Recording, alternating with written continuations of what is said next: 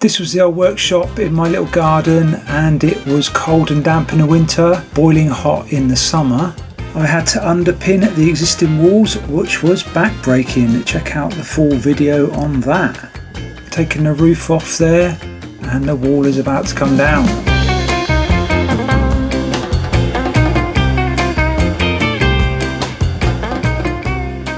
Dug down around 600mm or so to get some extra height in the building, and I'm installing a retaining wall. First the rebar goes in, then the first concrete pour, then the second concrete pour for the slab, and I decided to use the future roof timbers to make some formwork or shuttering, or whatever you want to call it. Got a pump in to pump the concrete in.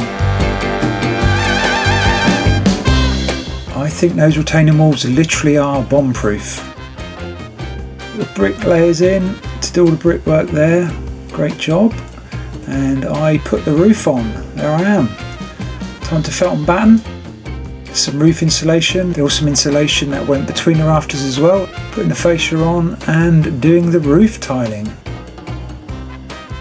Looking very smart. That's the radon barrier going down, insulation and DPC, and the concrete floor being installed, which was power floated. Fitting the doors and the windows. Plasterboarding the ceiling, fitting some electrics, and we have lights.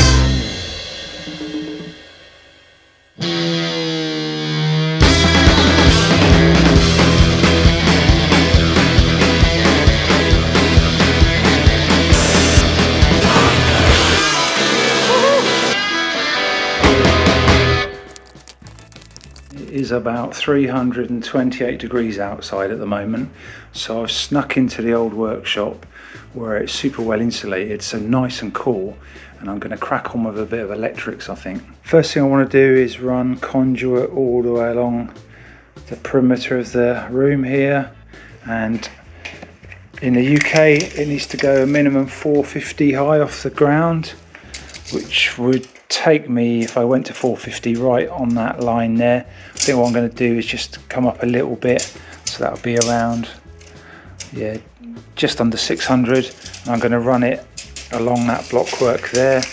That means on these pillars I can drill through these joints here in the blockwork there. So just got a couple of holes to drill through the pillars first. I'm not going to try and bend the conduit around there, I might make a right mess and stick out too far. Come along here, come along this blockwork there, and then I'll probably go up and over that door and around and around and around and finish around there somewhere.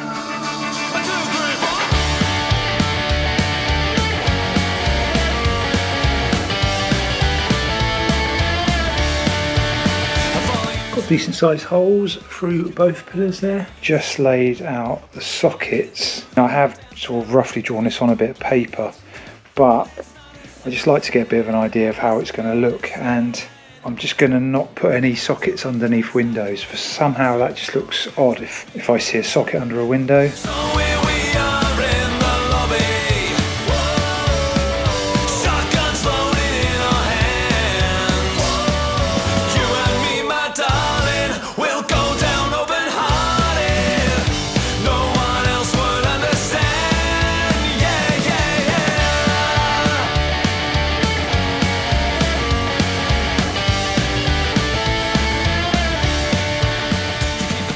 Just like that, the conduit work is pretty much done. I got the keys right here, no one ever's locked up out the back.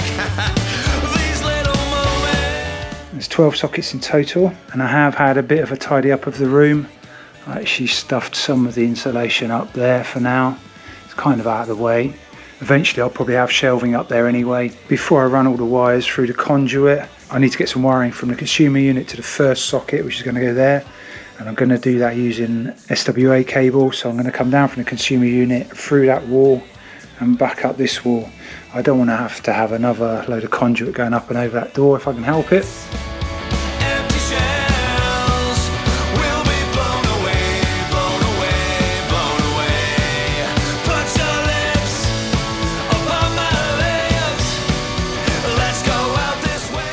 Wires are run.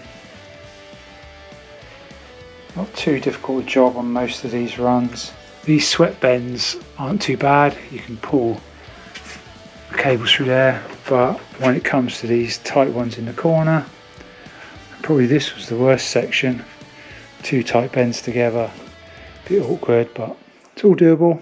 I mentioned it in a previous episode, and where this blockwork meets the concrete floor, there was a little bit of insulation or whatever separator there, also that you can see the red radon barrier coming up there, and even a DPC. I think it looks a bit untidy obviously, and I don't want to just leave it that way. And just looking online, I came across this product, which is pretty much readily available everywhere, and it's fairly reasonably priced as well.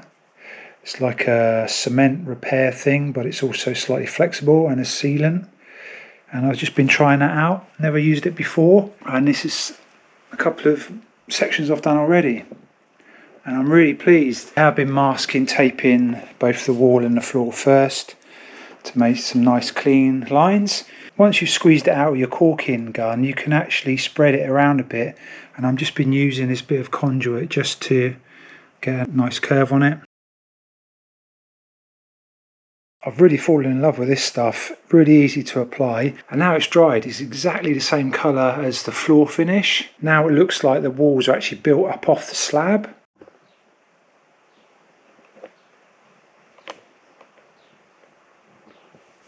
I want to finish these doors off next, and a few people commented that I might have had them upside down or something. I think it's to do with the way they're ledged and braced, but I wasn't too concerned about that because I'm going to line these doors.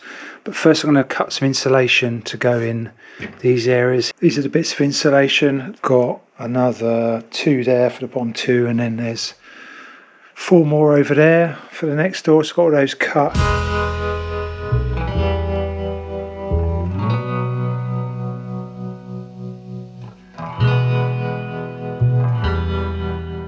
Got these lining panels all pre-drilled. I also fitted a batten to the bottom of the door there to infill that piece. Put these insulation pieces in now, but I'm just going to stick some sealant or frame sealer down all these joints where the tongue and groove is. It's really thin there, doesn't need to be too neat.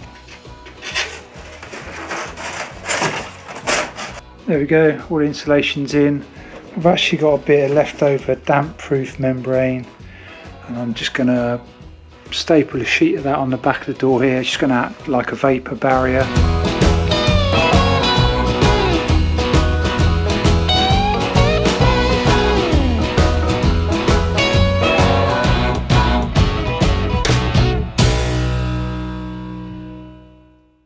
Both doors are now insulated and lined, and it strengthens up those doors so much. Feel rock solid now. Not sure how I'm going to finish this door off.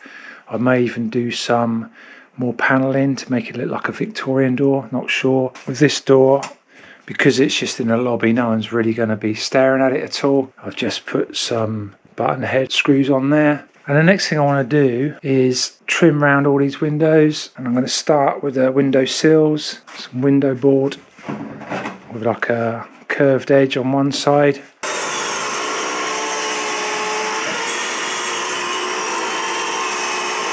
Got all 4 rough cut into position. That's the easy bit, of course. This timber's like, I think 32mm thick. I'm not sure how much it sticks up, but it's quite a way. So yeah, I'm going to need to route out quite a lot. So the timber's going to sit flush over the top of that. Dusted my router off, and what I'm going to do is about to its limits, because I need to route out nearly 20mm. Got that set to about 55mm depth, so that is a lot of routing, but I'm not sure what other option is really. Got one routed out, it fits in quite well. The amount of dust routing out just one, I'm completely covered. These aren't stuck or fixed down as yet, but really pleased with the fitment. That is absolutely super tight on that edge there. I did have to notch around the brickwork in a couple of places. The only thing that's peed me off a little bit is, if you can see, there's the same mark in the corner of all of those, and I think my workbench just had something on it. So when I clamped them down, you can see there, look, I got a little indent These are all glued, expanded, foamed, sealed and in place. I let that all go off last night, so they're all rock solid now. I use some more of this stuff to go underneath there, so it finishes them off really nicely. I want to move on to the top lining and the sides. Got some 9x1 inch timber. First though, I need to just trim all this insulation back so it fits nice and flush.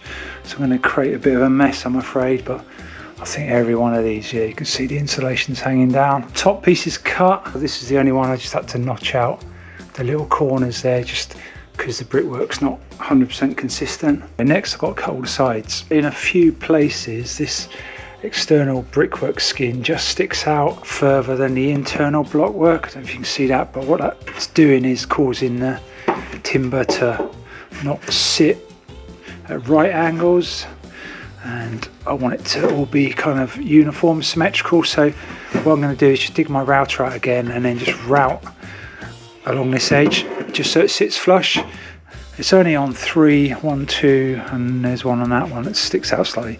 So just on a few of those. There you go, you can see where I've routed that piece out there. So it can sit nice and flush against the window and a nice right angle on the windowsill. So these are ready to fix. Going to put some expanding foam, silicone, DPC, whatever it needs, all around the outside. That took way longer than it should have, but these came out really well. Took my time with it, and I used that same cement thing I used around the bottom of the floor, did into all the edges there on the top. Really nice fit everywhere. I want to trim out the door the same as the windows, but before I do the sides of the door I really need to do the door threshold. I was going to buy some hardwood timber for the threshold, but it's so expensive for that thickness, that size. So I'm thinking about making it out of concrete, and I've even made a little bit of rebar, which is just going to sit in there just to keep it nice and strong. So I'm going to knock up some cement, fill that.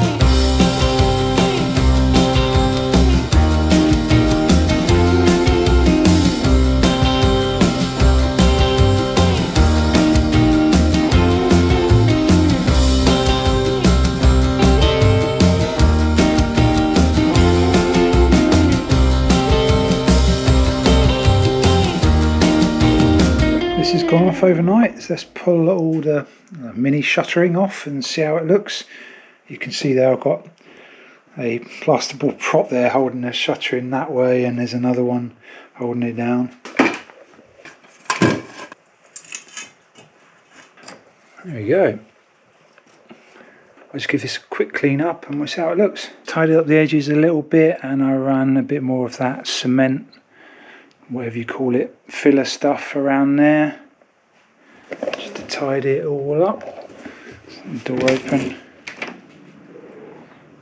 Pleased how that's come out. Obviously the finish is a little bit rougher than power flowed floor. I need to put some kind of a resin or something, I don't know, to finish it off. If it gets particularly dirty or something, I can do that later.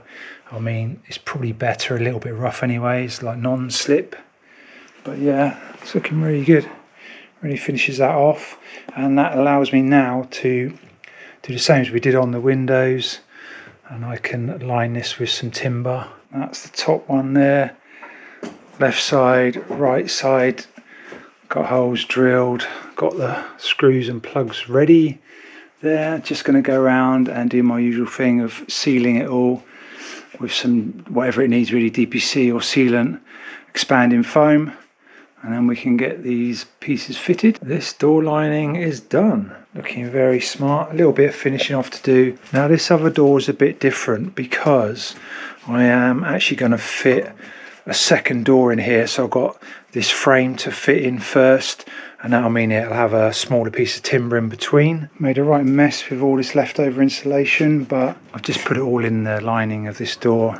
So I'll push in, put some expanded foam behind that, and then these timbers are going to go into there. These two door frames will all become one. I did manage to swap that sill around as well, so it opens in, which gives a nice little ramp down, if you see what I mean. Got this door done as well. Once it's all one colour, painted, probably put a piece of metal which will span over this whole wood, so when you're walking in and out, you don't wear away the softwood there. Originally I was going to paint the doors black to match the fascia out there with just primer, paint, the normal thing, but I really like the wood, and also I'm really liking the wood on the windows, but to me it's just too much of a contrast with the black windows. So my idea is on these doors and frames externally to use some wood stain, protective stuff. I've done a little trial coat there.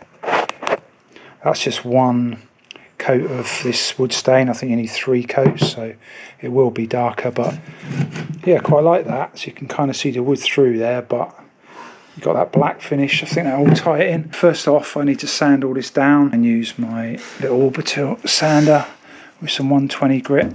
Just give that a blast off, wipe it down with some white spirit.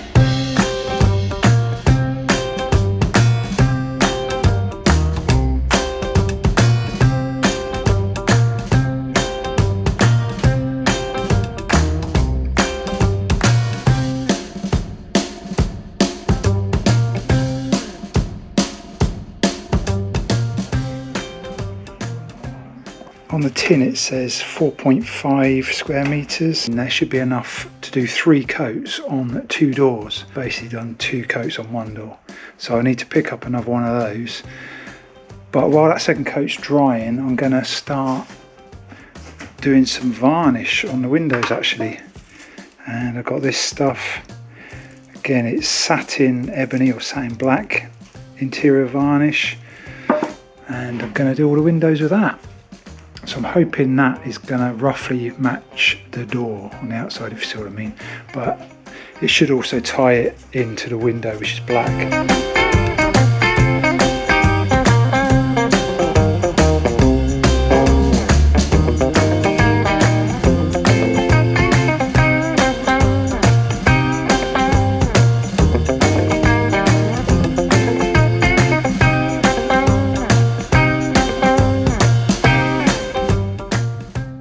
These windows have come out absolutely beautiful. What I actually really like is it's raised the grain of the wood, and it says that on the tin. It says to sand that down and give it another coat, but I really like that. The only place I may sand it down is on the window sills, because you kind of want those to be nice and smooth. You're going to put coffee mugs on them, etc. You want to be able to wipe them off, but I'm going to wait till it's fully dry and see how much varnish I've got left. And it does say on the tin you can just put clear varnish on top, because I don't want to go any more black. I kind of like that you can just see the wood poking through. I'm just going to carry on that same theme on this door, get these bits done with the varnish as well. Just do a really light coat on the back of the door as well. So I'm not sure how I'm going to finish this off.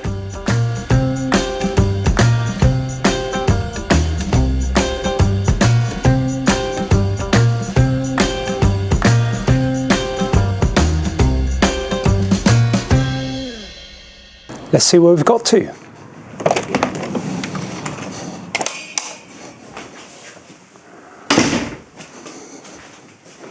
It's obviously not 100% finished in here, but I've got it good enough that I can start moving things in. Well, as you can see, I already have started moving things in. There's some scooters in here and some bits of musical gear, etc. Still got a bit of junk at this end to go through or get rid of, and some leftover insulation. And out the other end, got some leftover plasterboard and another door frame. And I'm hanging on to that plasterboard because, as I keep saying, I want to infill the triangle sections above the steels here, just tidy all that up. Plus, there is still a toilet that's going to go there, and obviously I need to do some kind of stud wall and plasterboard that off. And in this area here, there's a little, I don't know if you call it kitchenette, but somewhere to make tea and coffee that I want to put there. Plus, I am going to put a big dividing wall here as well, just to divide all that area off. So still a bit of work to do inside. Got a lot of the electrics done, of course, but there's still more to do in this area here. Like I say, if there's a little kitchenette here, I need some electrics for that, and for a kind of toilet room, if you like. Just finishing off the bottom of the wall there where it meets the floor. It's made so much difference. I'm not sure if it's picking up on camera, but it just finishes off the room somehow. I'm really pleased with how these windows and door surrounds have turned out. And it's subtle, but I really like how the wood colour is just poking through that black varnish. The doors are feeling really solid now. I didn't really feel much of me painting this other door, but this turned out really nice as well. Obviously there was two different door frames and the infill piece, but now it's all one colour. Yeah, it's looking really nice.